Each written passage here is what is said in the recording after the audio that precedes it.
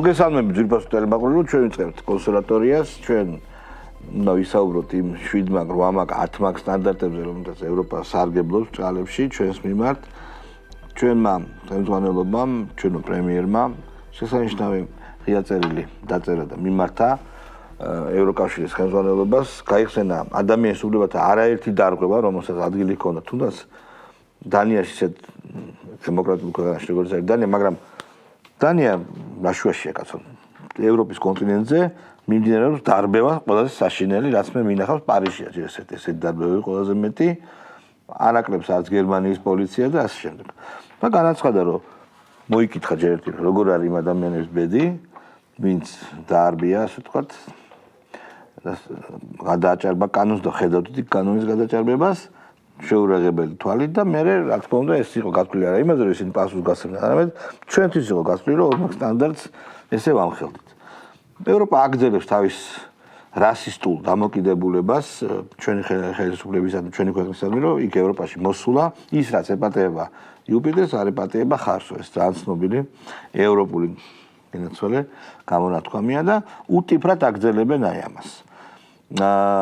ხო ყველაფერი უნდა გაკეთდეს და გავაკეთებთ კიდევაც, რომ ეს დამოკიდებულება ჩვენ მივაწოდოთ ჩვენს მაყურებლებს.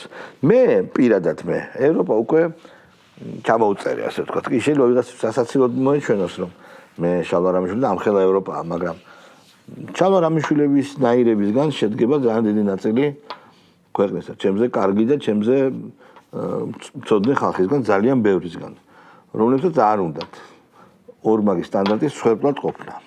მოდი ვილაპარაკოთ ამაზე, მივიხილოთ ეს თემა. ხო, რავი, ჩემი აზრით ჯობს გვიანამდე არასდროს, რავი, ჩვენ ამ შემთხვევაში პოსტი მართლა პირველები ვიყავით, ვინც მაგაზე დავიწყეთ და უკვე ვთქვათ, საქართველოს მთავრობაც აბსოლუტურად იმ რიტორიკაშია, ასეც ჩვენ ვართ, ნუ ხა გასაგებია ხა ჩვენ ტელევიზია ვართ და უფრო მარტივად შეგვიძლია ლაპარაკი და ხა მთავრობის წარმომადგენლებს თლად ისე ვერ ლაპარაკებენ, იმიტომ რომ ეს აბსოლუტურად გასაგებია, მაგრამ ყველაფერს აქვს თავისი საზღვრები რა, ანუ იცით რა არის საქართველოში ჩვენ გვჭირდება ძალიან დიდი დეკონსტრუქცია რაღაცეების რა. არის რაღაც თემები, რომელზეც მათ შორის ჩვენ დახმარებით, სხვა ტელევიზიების დახმარებით მოსახლეობას შეეცვალა აზრი, მაგრამ არის რაღაც თემები, რომელზეც ჩვენ კიდევ რაღაცნაირად იმავშობთ რა, რომ აი ხა სხვათა შორის ამ პრემიერის განცხადების მე აღმოაჩინე, რომ აი ბევრი ადამიანი აი როგორ შეიძლება, მათ შორის ჩვენ ხოზე როგორ შეიძლება ევროპასა ესე, მაგრამ სად ევროპა და სად საქართველო. მაინც არის კი. მაინც არის, მათ შორის ჩვენს მომხრეებშიც რა. და იცით რა არის ერთი ჩემი ძალიან კარგი საყვარელი ავტორი, ერიკ რეინარდი, რომელიც ამბობდა სწრამეს, რომ იმისთვის რომ განვითარდე როგორც ევროპაო, უნდა მოიქცე როგორც ევროპა და არა ისე როგორც გეუბნებიან, რომ უნდა მოიქცენ, რომ ეს ორი აბსოლუტურად განსხვავებული რამე არის, რომ მე მახსოვს ახლა ერთი ძალიან კარგი ექსპერტი ამბობდა, რომ აი სად ხრებიან უფლებად დამცველებიო იმის შემდეგ, რაც ქვეყანაში სისტემა შეიცვლებაო.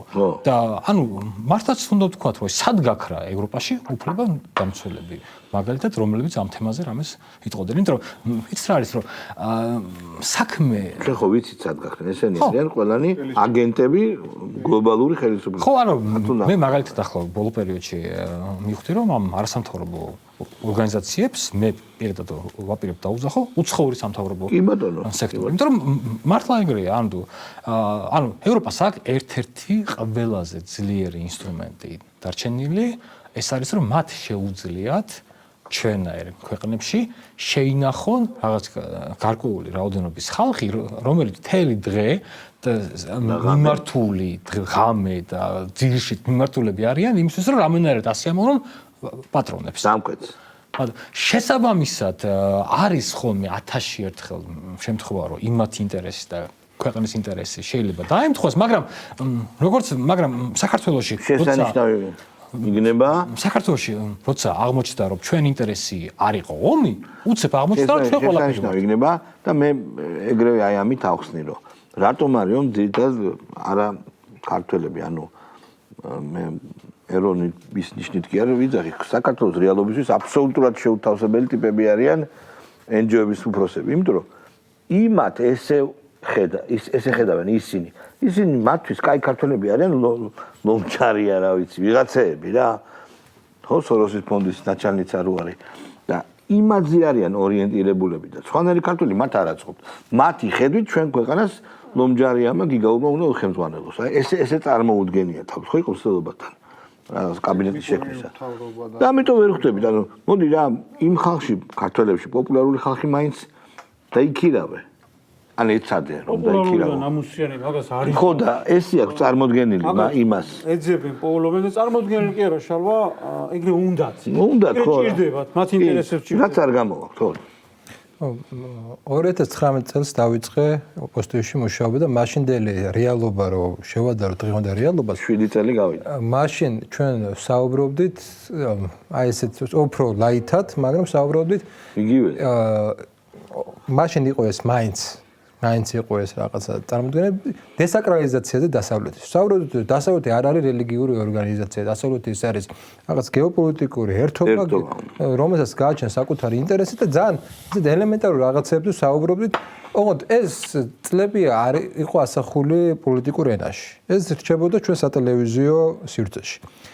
უცბად როდესაც აი ეს რამოდენიმე წლის შემდეგ, როდესაც გავიდა ეს რაღაცა პერიოდი შესაძლებელი ინტელექტუალური ცხოვრების შემდეგ, როდესაც ნათელი გახდა, რომ ეს არა რელიგიური, არამედ ისეთი გეოპოლიტიკური ერთეულია, რომელიც შეუძლია აღმოსავლეთ ევროპის მთელი რიგი სახელმწიფოები უბრალოდ რაღაც პაიკებად გამოიყენოს და მე შეიძლება შესაძლებელი პაიკებადაც გამოიყენოს, ჩვენ აღმოჩნდა, ჩვენ შეიძლება ყოფილიყავთ ერთ-ერთი ესეთი პაიკი, რომლის შეწირვაც მას სტრატეგიულ ინტერესში შეიძლება ესე იგი ჯდებოდა. თუმცა მგონია რომ არასწორი გათვლა იყო საბოლოო ჯამში. და როდესაც უკვე ნათელი აღმოჩნდა ეს პროცესი, ჩვენ ნახეთ ერთი მნიშვნელოვანი რამ, რომ პოლიტიკურმა კლასმა დაიწყო დეკონსტრუქცია მთელი იდეოლოგიური სისტემის, რაც პრაქტიკულად 30 წელი საქართველოს დამოუკიდებლობის შემდეგ ყალიბდებოდა. აი ძალიან რთული რაღაცაა, როდესაც შენი ელიტა, იქნება შეურნაძის ელიტა, იქნება სააკაშვილის ელიტა, მისი სხვადასხვა შტოს წარმომადგენლები, პრემიერ-მინისტრები, მინისტრები ერთ და იგივე რაღაცას გელაპარაკებიან, ხო? რთულია მე უცბად შენ გადაეწყო. მაგრამ აი მთელი აი რაც მიკურდა, მე მეგონა ამას დაჭირდებოდა ერთი 15-20 წელი. მართლა ეგრე მეგონა რომ რაღაცა ცხოვრების ცოტა ესე გასაკომან პერიოდში ჩვენ შევძლებდით რაღაცა დეკონსტრუქციას მაგ დასავლეთის და გარკვეულწილად რეალობის დაბრუნებას. მართლა ესე მეგონა, იმიტომ რომ იმდენად იყო ეს რელიგიური ფენომენი, რომ ეხლა როგორ მდგომარეობაშიც ვართ, ძალიან მიკვირს. მართლა თვითონ დაგვეხმარა. ხო, დაგვეხმარა. ომი რუსეთ-უკრაინის და თვითონ. არა, მართალია, ხო. ომი იყო ძალიან მნიშვნელოვანი და ვერ დამალა ომის მომენტი ერთი და მე მნიშვნელოვანი момენტი რომ იმდენად მარგინალიზირებული პოლიტიკური კლასი ჩამოყალიბდა რუსეთში დააპაზერშკა მთელი მარიგმა საელჩოებმა ჯერ იყო თავის დროზე ამერიკის საელჩო მერე გერმანიის საელჩომ დაიწყო იგივე ხო იგივე პოლიტიკის გატარება რომ უბრალოდ შეუძლებელია ამის ესე იგი უარყოფა და რაღაცნაირად არ დანახვა. შეუძლებელი გახდა ეს. უბრალოდ შეუძლებელი გახდა და პასუხი იყო ადეკვატური. ეხლა პრინციპში ხდება ის, რაზეც ჩვენ ძალიან დიდი ხანი საუბრობდით, მოხდა დასავლეთის დეკონსტრუქცია, დასავლური რაღაცა საკრალიზაციის იდეოლოგიური ჩამოშლა და ეხლა ჩვენ ვიმყოფებით ძალიან ესეთი პრაგმატულ, რეალისტურ მსხვერპლობაში. აი ეს რეალისტური მსხვერპლობა ყოველთვის გვაპოვნებს ჩვენ თავს სოფლიოში, იმიტომ რომ დღეს აი ავიღოთ ყველა ქვეყანა. აი მოლდოვას უნდა შევადაროთ. აი სხვა შესაძლებელი ეხლა ამ ეტაპზე, იმიტომ რომ ევროკავშირის დამოუკიდებლობა მოლდოვასადმი როგორია და ჩვენდამი როგორია. რა ხეილი მოლდოვა? აი მოლდოვაში ეკონომიკა სტაგნაციას განიცდის. დემოკრატია არ არის. თავისუფალი სიტყვა პრაქტიკულად არ არის. ადამიანი პრეზიდენტი არის, რომელმაც არა ქვეყნის შიგნით უმრავლესობა, არამედ ემიგრანტების მეშვეობით გაიმარჯვა. ჩემი ქვეყანა უნდა გავცვალო, გავაუქმო. ეგრე ამბობს. და პრაქტიკულად ორმაგი მოქალაქეა, ხო? რუმინეთის და მოლდოვის ორმაგი მოქალაქე არის. ანუ და ადამიანი რომელიც ახდენს აშკარა პოლიტიკურ ესე იგი შევიწროებას მისი ყველა ოპონენტი რა ვიცი ან შიდა პატიმრობაში მათ შორის პოზიტივისაც აი ესე. და ნუ ჩვენს გადმოგწყვეტა ხო? ანუ შედეგი რა არის მაგ მოლდოვასა? შედეგი რა არის? არაფერი, ნოლოვანი. პირიქით გაუარეს. და თვითონ მოლდოველი მეგობრე ბარიც ყავს, რომელიც აი ძალიან ისე უყურებს რომ მეგრე მითხრა მეთქი რა ხმას რატომ არიღებთ თუ საშიში არის ობიექტურად საშიში არის ხმის ამოხი აგენტი ხარ და ისა ერთ დავამატებ რა ანუ აი ძალიან საინტერესო ჩვენ მაყურებელს მინდა მიმართო დაგვირებისთვის მოლდოვა რომ მაგალითად იყოს პრორუსული სახელმწიფო ხო NGO სექტორს იქნება მილიარდიანი პროექტი მოლდოვური თვითმყოფადობის გამოსაყენად არა რადგან მოლდოვა არის ეს ნაწილი ანტირუსული, ამიტომაც მოლდოველებს ეუბნებიან, რომ თქვენ მოლდოველები არ ხართ. ხართ რუმინელები.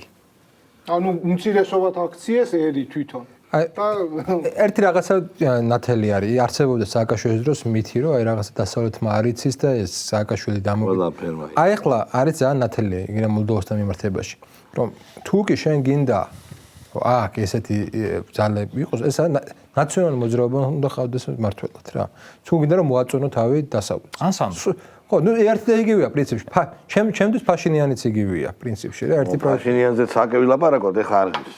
მაგრამ საბოლოო ჯამში ესეთი პროექტი არის, სადაც არ გექნებათ ასიტუს თავისუფლება, შენ თუ ხარ ყოველდღიურად განსხვავებული აზრის წარმომადგენლები, იარლიღი გექნება რუსეთის აგენტის აუცილებლად და ეს სისტემა თავისთავად არის რეპრესიული სისტემა. ძალიან რეპრესიული სისტემა და ქართულმა საზოგადოებამ სხვათა შორის ხშირად ფიქრობ ხოლმე აი რაღაცა იყო ესეთი შუა საუკუნეებში წარმოდგენა რომ ისტორია ღმერთის ნებით მიდის და აი რატომ იყო რომ 2003 წელს მოვიდა სააკაშვილი მეგონი იმიტომაც რომ ჩვენ უნდა ავცილიყავით დღეს ეს დიდი ომებისა და დიდი გადანაწილების პერიოდში გადარჩენილიყავით მეც უყვარვარ ლაითად გადაგვატანა აკუცრა კი ბატონო ნუ მოდი ის ვთქვათ რომ მალე არის 26 მაისი და რაც ასახარია არის ის რომ როგორც ვიცი პარლამენტის წინ აღარ იქნება. აღარ არის, არა.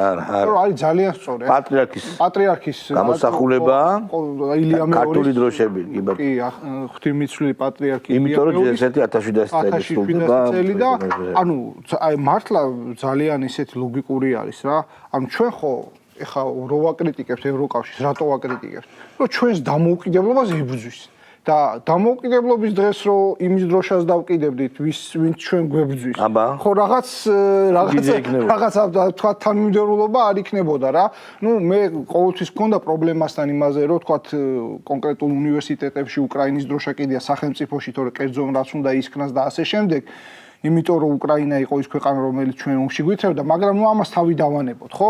ანუ ევროკავშირის ჩვენ მივაჩნივართ აბსოლუტურად ანუ მის ვიცი როგორ არის დასუსტებულია თვითონაც და აი რაღაცა ჩვენთან აი როგორც პატარა ქვეყანასთან განსაკუთრებული ეშხი აქვს რა აი ამ ბრძოლის რომ აი ჩვენ მაინც უნდა გადავკტეხოს და საქართველოს აი მართლა აი რო ვადარებ ხოლმე აი ეხლაც არის ჩემი აზრით ამის პირველი მერცხლები ჩანს მსჯელობა გასახსნელი იმაზე ევროკავშირთან პუნქტობრივად აბსოლუტურად რაციონალურად პუნქტობრივად ეკონომიკა, პოლიტიკა, ძისმეწველობა, აი უკიდურეს დეტალებამდე.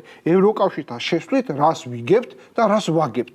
იმიტომ რომ დესაკრალიზაციის შემდეგ უნდა დაიწყოს რაციონალური დისკურსი, ხო? ადრე იყო რომ ევროკავშირი არის ღმერთი და ვინც ღმერთი არ უნდა, ის არის რაღაც ანუ რუსი, ანუ ბნელი, რომლებიც ჩვენ ცხადია არც ერთები არ ვართ. ჩვენ უბრალოდ აი რაციონალური დისკურსის შემოტანა კონკრეტული პუნქტობრივი მსჯელობები რატომ რას ვკარგავთ ჩემი გადმოსახედით იმ მცირე მომენტ სუვერენიტეტისა რაც ჩვენ მოვიპოვეთ ამას დავკარგავთ თავი ჩვენ რო ვიყოთ აი პირობითად 100 ქულიანი სუვერენიტეტი ქონდეს და რაღაც 20 ვკარგავდეთ აი კიდე დაფიქრდები ბენეფიტებზე მაგრამ აი ხშირად აი როცა ვეკამათები იგივე სტუდენტებს და ასე შემდეგ ამბობენ რომ აი ეკონომიკური მხარდაჭერები როგორც ის მაგრამ ეს ეკონომიკური მხარდაჭერა ეს არის შენ პოლიტიკური ნების ყიდვა აი როგორც უნგრეთს უშვებენ ყოველ დღე მიგრაციის გამო 1 მილიონით აჯარიმებენ ესე იქნება შენთან რა გეტყვიან მარტო იმაზე კი არა LGBT თემაზე აი რაღაცა გეტყვიან რომ მოსამართლე დამინიშნე XYZ ჩემი გამოწვეული ტიპები არ დამინიშნავ ჩემი წევრი ხარ და გაგიუკვებ 300 მილიარდს ვენახი გაჩეხე იმიტომ რომ და ასე შემდეგ არ გვინდა ევროკავშირში შენი ღვინო იმიტომ რომ ფრანგებს აქვს ღვინო და უკეთესი ღვინო აქვს თქვენს. თქვენ რატომ უნდა გქონდეთ? თქვენ გაჩეხეთ. და არსებობს კიდევ ეს ჩვენ ხელშეკრულებით უკვე არსებული ხელშეკრულებით ჩვენ არ აქვს პროტექციონიზმის უფლება და ამ შემთხვევაში როგორ მიდის აი უბრალოდ ვინმე მომიხსენს როგორ მიდის ქართველი გლეხიან რომ წარმოებელი ხო როგორ შედის კონკურენციაში ევროპელ რა გლეხსთან ან ვერ შედის იმიტომ რომ აქვს უფრო ფერმერთან ხო ვერ შედის მე ძალიან მომეწონა ზაზად და მეგობრებო გავიარე რუსთავოზე მართლა ძალიან სასიამოვნო გაკურებულიო ვერ ვიტყვი ბუნებრივი იყო რომ ჩვენი უწმიდესის გამოსახულება უდიდესი და ჩვენი დროშა და იქ არ იყო ეს ევროკავშირის დროშა ეს არის ძალიან კარგად გამოხატავს დროებას. კი. არავისი დროშა არ გჭირდება, ეროვნული ზეიმია მით უმეტეს და არავის ჩვენი რაღაცა არ აინტერესებს ჩვენი სიკეთე და ჩვენი ეროვნულება, ხო? აგერ არის მარტივი მაგალითი ევროკავშირის ელჩი, რომელსაც პირდაპირ განაცხადა, საიდან მე ხوار მოგვიტანია, ხო, ინფორმაცია ნახავთ, რომ როგორ ევროპის ქვეყნები ზიანდებიან რუსეთის სანქციებთან დაკავშირებით და საქართველოს არ ზიანდება და აქტიურებული იყო იმასთან დაკავშირებით, რომ როგორმე თქვენს დაზიანდა. როგორმე საქართველოს ჩათრეულიყო. აი ეს რას ნიშნავს? გინდა პირდაპირ და გინდა გადატანითი მნიშვნელობით და გინდა ირიბი, რაც გინდა ის დავარქვათ. ანუ ჩვენ ზიანდებით და თქვენ ვინ ოხრები ხართ, რომ თქვენ არ ანუ ვართ თუ არა ჩვენ იმის თვალში და იმის ხელში ინსტრუმენტი იმისთვის რომ გამოგიყენოს იმისათვის რომ რუსეთი დაზიანება. შენი დაზიანება იმას დიდი არაფერი რუსეთი უნდა დააზიანოს. შენ რო შიგნით მოყვები ხა ეს ორჯერ ორია რა. იარაღი ხარ. კონკრეტულ ფაქტებზე გადავიდეთ შემდეგ შენ განსაკუთრებით გემახსოვრება არც მე ვარ თლად ახალგაზრდა ერთი წელზე პატარა იყო გამაბერე იყო დრო კომუნისტების პერიოდს რო ეძახდით და მანამდეც გაგონილი მქონდა რომ მაგალითად კომუნისტების ლანძღვა არ შეიძლებოდა. როგორ კაცო. მაგრამ ყველა ლანძღავდა. არა ჩუმად და გასაგებია. ვიცოდით რომ არ შეიძლება რა გალანძღავდა შავდღის ჩავარდები შენიშნები თუ რაღაცა რაიონი თუ ხელმძღვანელობა თუ იყო და ჩუმად უნდა ყოფილიყავი არ უნდა გაგელანძღა რა ანუ ახლა და ეს ამ ყველაფრისთვის რომ თავი დაგვეღწია მოხდა ის რაც მოხდა რა რაღაცა და გაგველასა და ქონოდა უფასო და დაინგრა ყველაფერი რაღაცა არ გაგველასა უფასო და მეკრებოდა უფასო თავი დავაღწიეთ ამ უზურპატორებს ასე ვთქვათ კომუნისტებს დღეს ევროკავშირის ბიუროკრატიის ლანძღვა შეიძლება? ხოდა ასამბლე. არ შეიძლება. ანუ კომუნისტების პერიოდში როგორ იყო იცი რომ ისინი არ გეუნებოდნენ რა ისინი რაღაც სხვა არგუმენტებს გალანძღავდნენ მივიდოდა ინფორმაცია ვიღაცას რაღაც სხვა ბოლოს სხვანაირად იყო თავიდან ციგარი კლავდა რაღაცა ბეჟნევის დროს ჯიგრულად იყო რა დღეს პირდაპირ გეუბნებიან რა გადმოდგება ევროკავშირის ჩინოსნები და გეუბნებიან რომ აი თქვენ დაგჯით იმიტომ რომ თქვენ არ გინდათ ომი არა აგერს თავიდან აქვს გლანძღავთო და ჩვენ რო გლანძღავთ ამის გამო თქვენ უნდა დაგსაჯოთ რამე განსხვავებას ხედავთ აი მაგალითად ვინჩესტრები ხართ და ვისაც გახსოვთ გადმოცემით რომ კომუნისტების დროს არ შეიძლებოდა მაგათი და დღესაც არ შეიძლება მაგათი კომუნისტების დროს იყო ზემშენებლობები არა მაგას არა რატო გეუბნები პრაქტიკულად კომუნისტების დროს იყო ეკონომიკა ეხლა არაფერი მე არასწორი სიტყვა ვიხმარე ლანძღვა მოდი კრიტიკა დავარქვათ ამ ყველაფერს ზუსტად პირდაპირ ნიშნულობით კრიტიკა რა იმათი გაკრიტიკება არ შეიძლებოდა სამსახურიდან გაგიშვებდნენ იქ რაც იყო სააკაშვილის ხელისუფლებას ხო უყურებდით ყველა რა რაც ხდებოდა კომუნისტები ამასთან შედარებით ანგელოზები იყვნენ კიდე და დღეს იგივეს აკეთებენ ევრობიუროკრატია გვეუბნებიან რომელ ტელევიზორებს უნდა უყუროთ რომელ არხებს ეს ხო ესია კაცო. კი. ჩვენ დავასანქცირეთ ეს ტელევიზიები, იმიტომ ჩვენ არ მოგწონს როგორ აშუქებენ ხო? რედაქციო პოლიტიკა. რედაქციო პოლიტიკა არ მოგწონსო. ამას უნდა უყუროთ. გმირი ვინ უნდა იყოს? ისინი განახობენ ძმაო, ლაზარე გმირიაო გამოგვიცხადეს და ჩამოვიდნენ ევროპარლამენტიდან ისინი ევროდეპუტატები. ვისთვის სერიოზულია, მაგრამ ევროდეპუტატები ხო მინისტრი რო იყო ფინეთის ჩამოვიდნენ აქ და ისო დაკავებული იყო ვიღაცა ლაზარე, ოხერი იმის მხარდასაჭერად და რაღაც გმირი ვინ უნდა იყოს ქართველი ვინ არის? აი არ არსებობს ყველაფერში ერევიან. აი ყველაფერი რა კანონი უნდა მივიღოთ, რა კანონი უნდა გავაუქმოთ. ეს ელჩები მაგისთვის არიან ჩვენ ქვეყანაში მოვლენილები. ეგრე აღმოჩნდა. დააკვირდით ახლა გერმანიის ელჩს რას აკეთებს და საზოგადოების რაციონალურობაზე რო ვლაპარაკობთ, ეხლა რომ მიხვდა, რატომ მიხვდა ძალიან მალე ხალხი. ჯერ ერთი მართალი ბრძანდებით თვითონ რო ანტიპიარს აკეთებენ ევროკავშირის, ეგეც ვერ მოიგონებს ვერავინ, გამორიცხული არის. ხო და აგერ არის ინგლისის, დიდი ბრიტანეთის საბოლოო ქმედება ქვეყანამ, რომელმაც აკრძალვა გააუქმა რუსეთის ნავთობის დამზადებული რაღაცა ნავთობპროდუქტების შესყიდვაზე. ანუ სადღაც დაამზადებენ რამე შემოგ ყველგან ქონდათ აკრძალული და სანქცია ქონდათ დადებული. გააუქმა და შეაქ ეხა თავის ქვეყანაში, იმიტომ რომ ჭირდებაო, ნუ ჩემ ქვეყანას ჭირდებაო და შეიტანა. გვაგიმარჯოს ღმერთმა, შენ ქვეყანას ჭირდება, შეიტანე. ეხა უყურე. ჩვეულებრივი ადამიანი ზის და ფიქრობს, ბიჭო, თუ შენ მეუბნები რომ აი რუსეთის რაღაცა ნავთობს ყიდულობ და იმას ფულს აძლევ. ხო? შენ ხო ამით იმ ომს აფინანსებ, ხო? რუსეთის ეკონომიკაში რაღაცა ფულს ხო წვლილი შეგაგ, კაცო. წვლილი შეგაგ, რომელიც შემდეგ მე უკრაინაში ამ რაღაცებს იყენებს. ეს შეიძლება თურმე მოსული ამბავია. აქეთ საქართველოში შემოუწიარდი შენ იგივე ტიპი და სამ ტელევიზიას ეუბნები რომ თქვენი სარედაქციო პოლიტიკითო იქო რუსებს ეხმარებითო და ამიტომ მე თქვენ უნდა დაგასანქციროთო. ანუ მე მილიონებს რო ვიხდი თურმე, ეს დახმარება არ არის. ხო, მილიარდები დავარქვა. კი ბატონო. ამდენიც არ უნდა.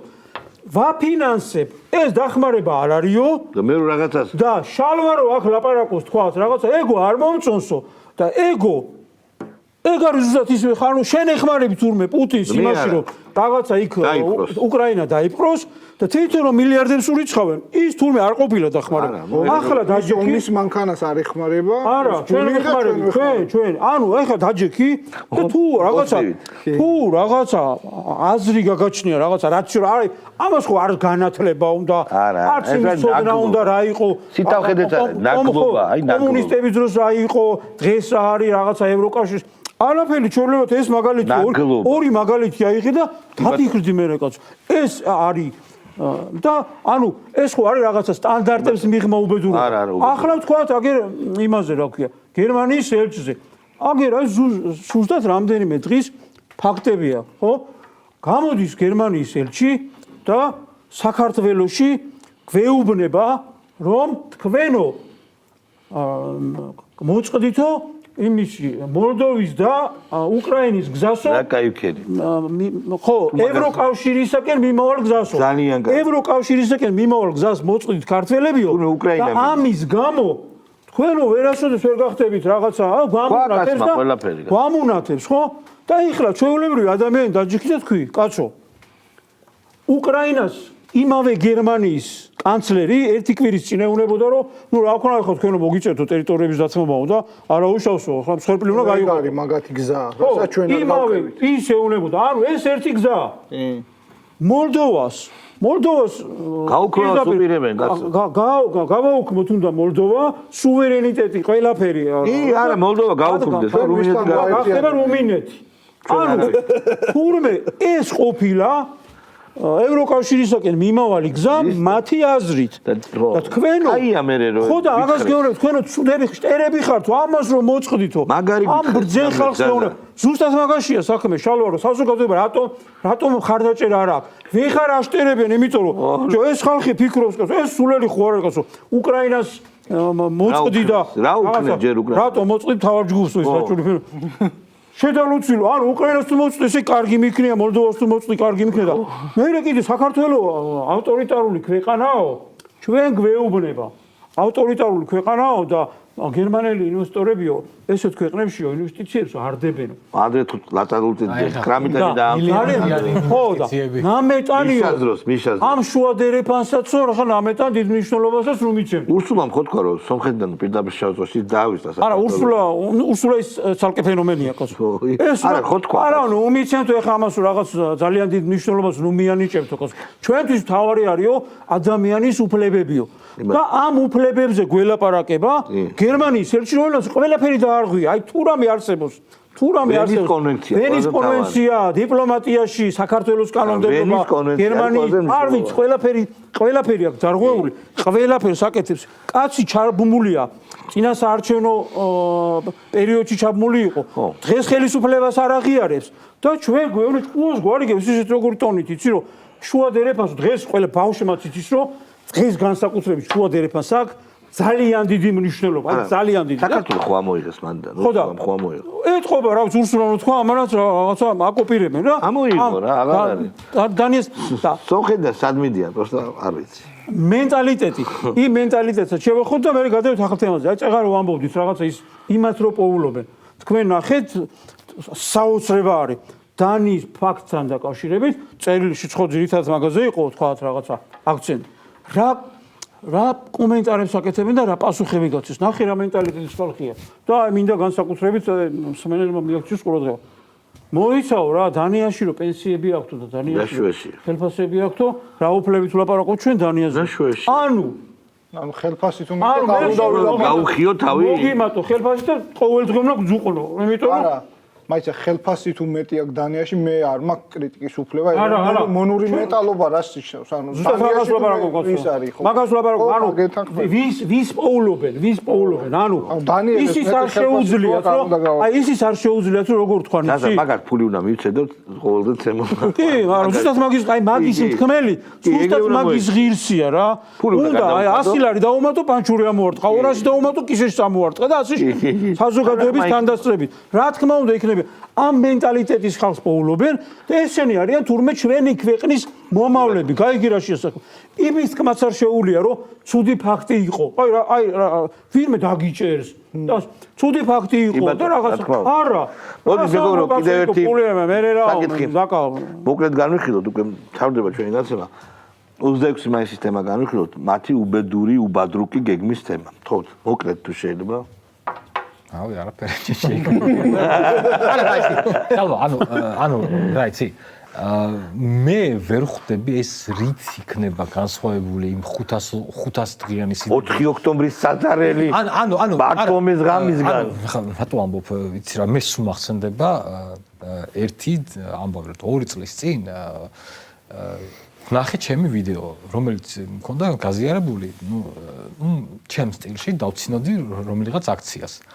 და თარიღს რო დავხედე, ვერაფრით ვერ გავიხსენე რა აქცია იყო. ანუ მე მივხვდი რომ მე თუ ანუ რო აი შენ რო არ გახსოვს. მომავლისთვის რაღაც განმარტება გავაკეთო რა. შენ თუ არ გახსოვს, ხარ ვაფშე არა, რა დატოვ აი ისეთი რაღაც 2018 წლის რაღაც აქცია იყო, რაღაც მაისში. ანუ ვერაფრით ვერ მივხვდი რა აქცია იყო და მორიგი აპოკალიფსი. ანუ მე რას ვამბობ, იცი რომ ბოლო 10 წელია შეუსვენებლივ აქვთ ერთი აპოკალიფსი. სტრატეგია მოლოდინი რომ შეიკრიბებიან რაღაცა მოხდება, არ იკრიბებიან, ან იკრიბებიან, ოღონდ არაფერი არ იცლება.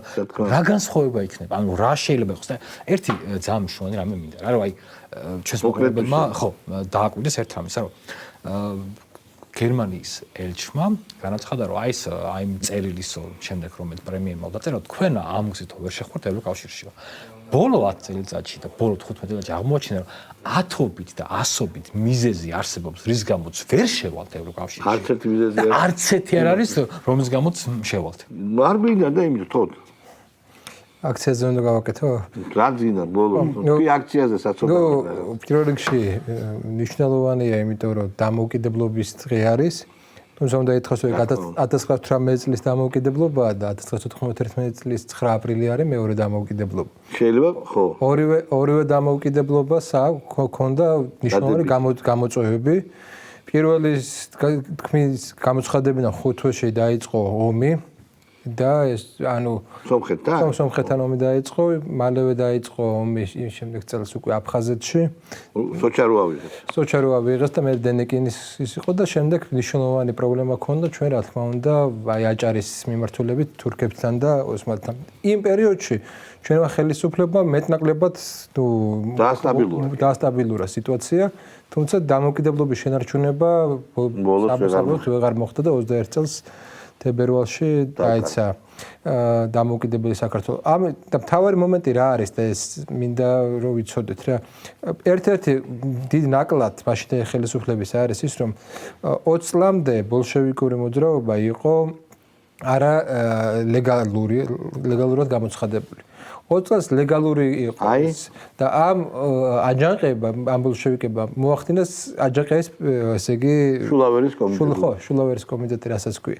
ანუ იმის თქმა მინდა რომ ბოლშევიკებმა საქართველოში ვერ მოიპოვეს უმრავლესობა ვერასდროს, ესენი იყო პატარა ჯგუფი. ესენი იყვნენ ექსტრემისტული ჯგუფი, მაგრამ ისინი გარე ძალას ელოდებოდნენ. და სიტუაცია დღესაც რა არის დაახლოებით მსგავსი. ეს ჩვენი ოპოზიცია თუ ეს რაღაც ენჯიოკრატია არ არის არათუ უმრავლესობა უმცირესობა არის. უმცირესობაც არ არის, რა მიკროსკოპული ისა. მაგრამ მათ როგორც საუკეთესო ტრადიციებში ბოლშევიკების ელოდებიან ბოლშევიკებს ანუ ისე მართალია. ხო, არა. რაღაც სამართლიანობას არსებობს რა. მაგრამ მე სიტუაციას ვადარებ ერთბარად. ანუ არსებობს რაღაცა მომენტი, როდესაც ლეგალურად, როდესაც ყავს აბსოლუტური პარაზიტი კლასი, ეს ძიეს ურთხოვს ამ შენ დამოუკიდებლობას და სუვერენიტეტს. შემთხვევითი არ არის რომ მათ აირჩიეს 26 მაისს, იმიტომ რომ თუ რამეს ებრძვიან ისინი საბოლოო ჯამში ეს არის სუვერენიტეტის იდეა. და ეს არ უნდა იყოს მათთვის ესე წარმოიშვება, არ უნდა იყოს საყოველთაო აქცია და ამ საყოველთაო აქციის წეიმში უბრალოდ უნდა შემოიტანონ განხეთქილება. კი ბატონო. ხო, ნუ მეც მაგის თქვა მინდოდა რომ ეს 26 მაისს მაგიტო აირჩიეს რომ ეს განხეთქილების თემის შემოტანა, თუმცა ქართული სახელმწიფო მათ შორის იმ სიმბოლიზმის გამო რაც ვახსენეთ, რომ იქნება ეროვნული დროშა და არა სხვა დროშები, აჩვენებს რომ დამოუკიდებლობის ხარისხი გაზრდილია, გავიხსენოთ ისიც რომ აი შეიკრიბნენ და რაღაცა ხო? აი რა უნდა ქნა? ანუ ისეთი კრიტიკულ მომენტებში როგორც იყო მიშას დაჭერა, ისეთი მომენტები როგორც კიდე სხვა იყო ხო 23 წელს, 24 წელს მათ ფაქტურად როცა ისინი აი თავის ამ რაღაცა ამახტკინების ზენიტში იყვნენ, ვერაფერი ვერ ქნეს და ეხლა რა უნდა ქნა, როცა ისინი როგორც კახელებს უყვა თქვა, კი არ ცოცხლობენ, არამედ ტოკავენ პოლიტიკურად და მე მგონია რომ ვერაფერს ვერ იცოდნენ. უკეთ თუ შეიძლება ზასა. ჩვენ ხო მათი თითქმის პოლიტიკური მოღვაწეობა კი არა, გენეოლოგიაც კი ვიცით უკვე. ყველაფერი ვიცით. დაშიფრულები არიან ვინც მაგალითად ჩვენს ქვეყანას არ ეკადრება და ესეთი ოპოზიცია ამ ბრძენ ხალხს პოლიტიკური ოპოზიცია არ უნდა ყავდეს რა. ახლა მრავალჯერ მომისმენია სხვადასხვა ეგრეთ წოდებული ლიდერისაგან მათი რომ რაღაცა ამ ველზე უნდა შევიდეთ რაღაცა ხალხის ველზე. ხო, ხალხში რაღაცა საქმიანობასთან დაკავშირებით იქეთ და ამას ლაპარაკობენ და უყუღმა იქცევიან. აი საუკეთესო ველი პოლიტიკოსისთვის მეტი საუკეთესო რა უნდა იყოს? იყო პატრიარქის აღსაყდრება, რომელიც საუკუნეში შეიძლება ორჯერ იყოს და შეიძლება ნებისმიერი ადამიანი ერთხელ მოესწრო ან რაღაცა ორჯერ დიდი ბედნიერება, ხო?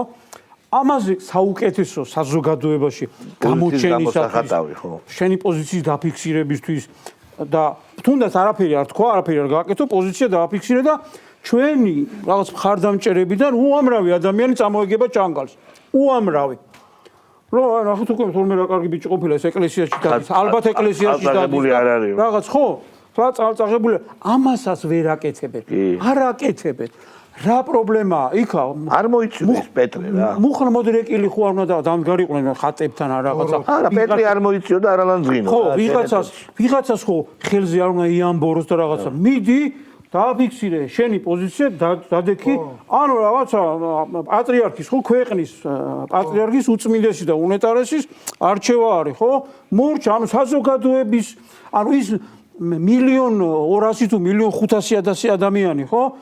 იმას დაანახე, რომ ქართული, აი არ ხარ მორწმუნე, ქართული მენტალიტეტის ადამიანი ხარ. არ არიან ქართული მენტალიტეტის, ქართული არაფერი არ აქვს ამ ხალხს. ეხლა რომ ვამბობდით, ესენი არიან შერჩეულები, როგორც მაგალითად თავის დროზე კომუნისტები არჩევდნენ, სხვანაირი ტიპი უნდა ყოფილიყო. ესენი სხვანაირები არიან, როგორც ქართული აფეი ამათ არ აცხიათ. ეხლა რაც შეეხება 26 მაისს, ზუსტად ანალოგიურია დაგეგმილი. 26 მაისისთვის მაგათთვის აქვს აი რაღაცა რამდენიმე მნიშვნელობა, რომ ერთი გასროლით რომ რამდენიმე კურდღლის მოკლა უნდათ. უყურე ერთი და სულ იმაზე აკეთებენ აქცენტებს, რომ აი აღარლისად ქართული ოცნებას ხელში აქვს ჩაგდებული ეს რაღაცა ისეთი დღეები, საკრალური, ანუ დამოუკიდებლობის დღე, ეროვნული რაღაცა დღესასწაულები, ხო?